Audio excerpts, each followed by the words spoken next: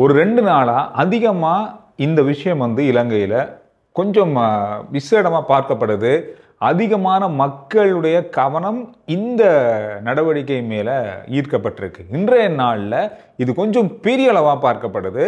தொடர்ச்சியா 3வது நாளாக இலங்கையில ஒரு மிகப்பெரிய ஒரு புதையல் தோன்ற நிகழ்வு இடம்பெற்று கொண்டிருக்கு. புதையல் தோன்றது அப்படின்றது ரகசியமா யாருக்கும் தெரியாம இந்த மாதிரி தான் புதையல் தோன்ற சம்பவங்கள் நடக்கும்.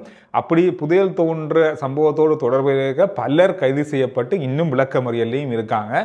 இந்த மாதிரி சம்பவங்கள் நாட்டில் அடிக்கடி நாம செய்திகளில் பார்க்குற செய்திகள் தான். ஆனால் இந்த புதையல் தோன்ற சம்பவம் அதுல இருந்து நிறைய வித்தியாசமானது. இந்த புதையல் தோன்ற சம்பவம் எப்படி நடக்குதுன்னு சொன்னா, மக்களுடைய கண்காணிப்பில், அதிகாரிகளுடைய கண்காணிப்பில், அதிரடிப்படையினருடைய கண்காணிப்பில், இந்த மாதிரி பல அதிகாரிகளுடைய கண்காணிப்பில் மிகப்பெரிய அளவிலான ஒரு புதையல் தோன்றும் நிகழ்வு இடம்பெற்று கொண்டிருக்கிறது.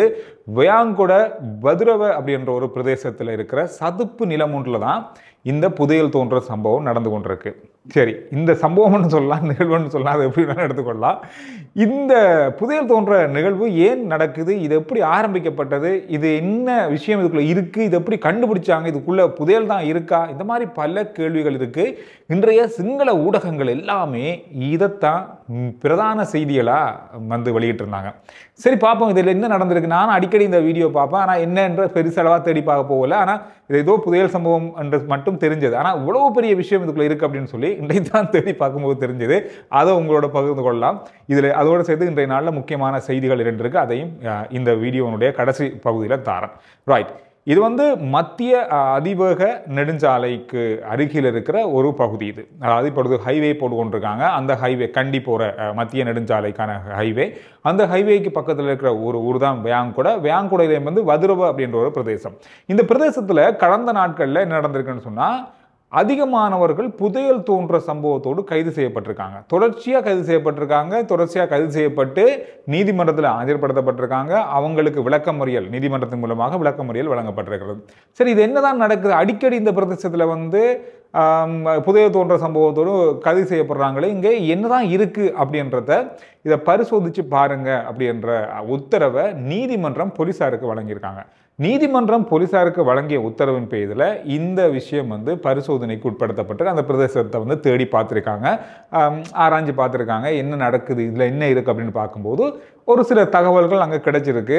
இங்கே புதையல் இருக்குது அப்படின்றதுக்கான ஒரு சில தடயங்கள், ஆதாரங்கள், இந்த மாதிரியான விசாரணைகள் மூலம் மக்கள்கிட்ட எடுக்கப்பட்ட சில தரவுகள் அடிப்படையில் இது கொஞ்சம் அந்த மாதிரியான ஒரு இடம்தான் அப்படின்றத உறுதிப்படுத்திருக்காங்க. அப்படி இல்லைன்னா இதில் நிறைய பேர் கைது செய்யப்படுறதுக்கோ இல்லை புதையல் தோன்றதுக்கோ நிறைய பேர் முயற்சி பண்ண மாட்டாங்க. அந்த அடிப்படையில் தான் நீதிமன்றம் இந்த உத்தரவை சொல்லியிருந்தாங்க. அதுக்குனாங்க நீதிமன்றம் இந்த தகவலை எடுத்துக்கொண்டு சொல்லியிருக்கு, ஓகே, நீங்கள் வந்து இந்த புதையல் தோன்ற இந்த விஷயத்தை எந்த பிரதேசம்ன்றதை நீங்கள் அடையாளப்படுத்தி அதை நீங்கள் ஆரம்பிக்கலாம். 2 நாட்கள் டைம் கொடுத்துருக்காங்க நீதிமன்றத்தால் இந்த புதையல் தோன்ற இந்த நிகழ்வுக்காக. இந்த விஷயங்கள் எல்லாமே அத்தரகல நீதிமன்றத்தினுடைய உத்தரவின் பேரில் தான் நடந்து கொண்டிருக்கிறது.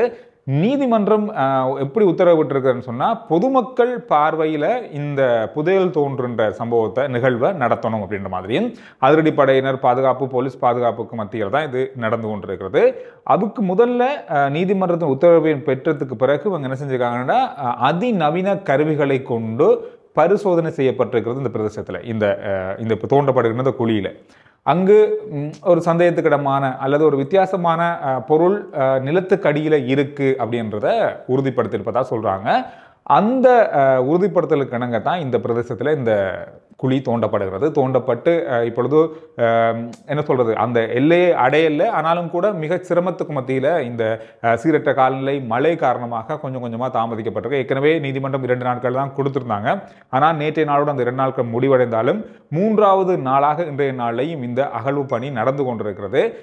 இதில் இன்னொரு முக்கியமான விஷயம், இதில் தோண்டும் போது ஒரு சில வித்தியாசமான கற்கள், அதோடு சாம்பல் நிறமான மணல், இந்த மாதிரியான மற்ற பிரதேசங்களில் இல்லாத பல விசேடமான அடையாளங்கள் இங்கே இந்த தோண்டும் பணியில் இருக்குது அப்படின்னு சொல்கிறாங்க. அதோடு மட்டும் இல்லாமல் மிகப்பெரிய ஒரு பாறாங்கல் ஒன்று இப்பொழுது கண்டுபிடிக்கப்பட்டிருக்குது. ஒரு மலை போன்ற ஒரு பாறாங்கல். இந்த பாறாங்கல்லை உடைத்தும் இன்றைய நாளில் அந்த அகழ்வு பணி நடந்து கொண்டிருக்கிறது. ஏற்கனவே அத்தனகல நீதிமன்றம் 2 நாட்கள் தான் கொடுத்திருந்தாலும் கூட இன்றைய நாளிலையும் மேலதிகமாக இன்னும் பணி முடிவடையாத நிலையில் 3வது நாளாகவும் இந்த புதையல் தோன்ற நிகழ்வு நடந்து கொண்டு இருக்கிறது. சரி, என்ன இதுக்குள்ள இருக்கும் அப்படின்றது ஒரு மிகப்பெரிய ஒரு கேள்வி. அப்படி இது ஏதாவது மிகப்பெரிய அளவில் இருந்தால் நாட்டினுடைய மிகப்பெரிய அளவிலான ஒரு புதையலாக இது இருக்கும் அப்படின்ற மாதிரி இப்போதைக்கு எதிர்ப்பு கூறப்படுது.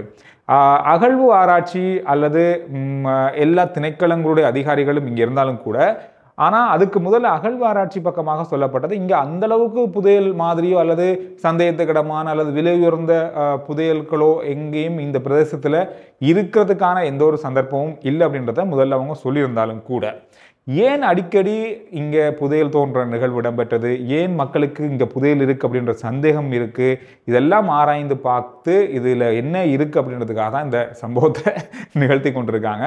ஆனால் இது மக்கள் மிகப்பெரிய அளவில் உற்று நோக்குற ஒரு விஷயமாக மாறி இருக்கிறது.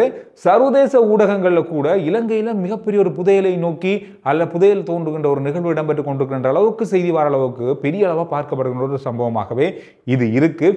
எனவே இது 3வது நாளாக இன்றைக்கு நடந்து கொண்டிருக்கு. இதை மக்கள் பார்வைக்காக அங்கே சென்றாலும் வீடியோ பதிவு செய்யறதுக்கு அனுமதி இல்லைன்னு சொல்லுவாங்க. ஆனால் நான் பார்த்த வீடியோக்கள் எல்லாம் நிறைய பேர் தங்களுடைய மொபைல் ஃபோன்களில் வீடியோ போடுறாங்க.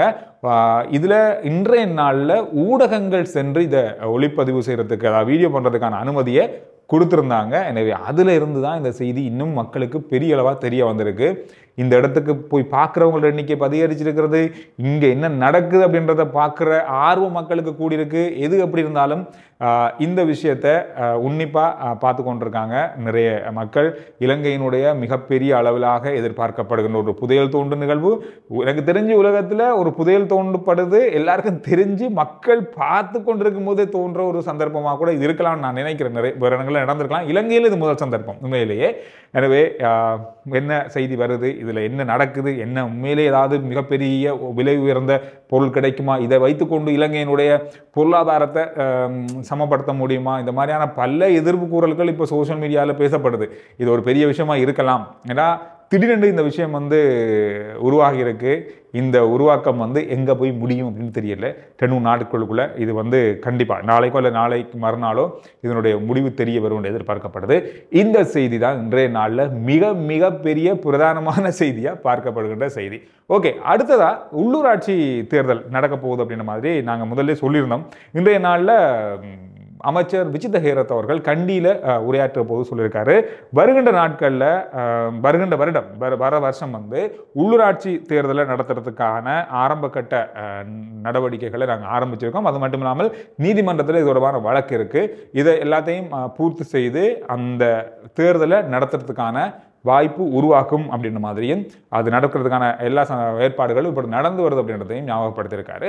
இது ஒரு முக்கியமான செய்தியாக இருந்தது. சரி, சர்வதேச நாணய நிதியத்தினுடைய 3வது கடன் வழங்குகின்ற அந்த நேரம் இப்போ வந்திருக்கு. அதுக்கான பேச்சுவார்த்தைகள் இன்றைய நாளில் இடம்பெற்றது. இது ஒரு விஷயம் பார்க்கப்படுகிறது. கடந்த நாட்களில் கடந்த 2 தேர்தலையுமே அரசாங்க தரப்பு சொல்லியிருந்த விஷயம் என்னன்னு சொன்னால், இந்த சர்வதேச நாணய நிதியத்தில் இருக்கிற உடன்படிக்கையில் மாற்றம் கொண்டு வரப்படும், போட்டிருக்கின்ற அந்த அக்ரிமெண்ட்டில் சில மாற்றங்கள் கொண்டு வரப்படும். போட்டிருக்கிறதுல அவ்வளவு நல்லா இல்லை, மக்களுக்கு இன்னும் சலுகைகள் வழங்கக்கூடிய அளவில் இந்த மாற்றம் கொண்டு வரப்படும். அதாவது டிஎன்எஸ், அதாவது அத்திவாரத்திலேயே மாற்றம் கொண்டு வரணும் அப்படின்னு சொல்லியிருந்தாங்க. ஆனால் எதிர்கட்சிகள், குறிப்பாக ஹர்ஷல் சில்வா உள்ளிட்ட எதிர்கட்சி உறுப்பினர்கள் சொன்னாங்க, இல்லை அது மாற்றவே இயலாது, வேற ஏதாவது ஒன்றை மாற்றிக்கொள்ளலாம், இல்லாட்டி சலுகைகள் அடிப்படையில் வேறு ஏதாவது விஷயத்தை மாற்றிக்கொள்ளலாம் அப்படின்னு சொல்லப்பட்டது.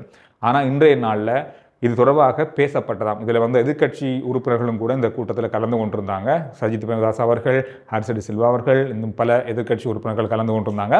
அதில் கேட்கப்பட்டிருக்கிறது, இந்த உடன்படிக்கையினுடைய முக்கியமான அந்த அடிப்படையான உடன்படிக்கையை மாற்ற முடியுமாண்டு. சர்வதேச நாணய நிதியம் அதுக்கு பதில் அளித்திருக்கிறது, இல்லை அரசாங்கம் எப்படி வேணாலும் மாறிக்கொள்ளலாம், ஆனால் இதில் விடப்பட்டிருக்கிற எங்களோடு செய்யப்பட்ட ஒப்பந்தத்தில் எந்த மாற்றமும் செய்ய முடியாது இப்போதைக்கு, அந்த மாதிரியான பதில் அவங்க அளிச்சிருக்காங்க. அது மட்டும் இல்லாமல் அரசாங்கத்தினுடைய ஒரு பிரச்சாரத்தில் சொல்லப்பட்டது, 2 லட்சத்துக்கு உள்ள வருமானம் பெறுவங்களுக்கான டேக்ஸை வந்து நாங்கள் எடுக்க மாட்டோம், வருமான வரி எடுக்க மாட்டோம், எடுக்காத வழியில் சர்வதேச நாணய நிதியத்தினோட ஒப்பந்தத்தில் மாற்றம் கொண்டு வரப்படும் அப்படின்ற மாதிரியும் சொல்லப்பட்டிருந்தது. அது தொடர்பாக இன்றைய நாளில் பேசப்பட்டாலும் அந்த 1,00,000க்கு மேலே எடுக்கிறது, அதாவது அந்த வரியை குறைச்சிட்டு 2,00,000க்கு மேலே உள்ளவங்களுக்கு தான் வரியை கொண்டு வரதா சொல்லியிருந்தாங்க.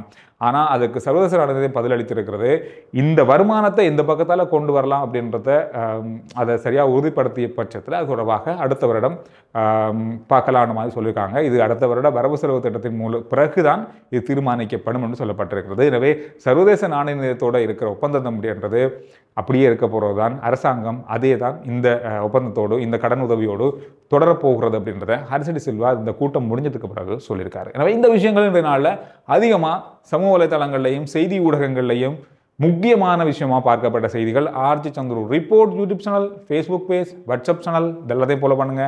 முக்கியமான சுருக்கமான செய்திகளை உடனுக்குடன் நீங்கள் அதில் அறிந்து கொள்ளலாம். வாட்ஸ்அப் சேனலோட லிங்க் டிஸ்கிரிப்ஷனில் இருக்குது, முதல் கமெண்ட்ஸ்லையும் இருக்குது, ஃபாலோ பண்ணுங்கள். நன்றி, வணக்கம்.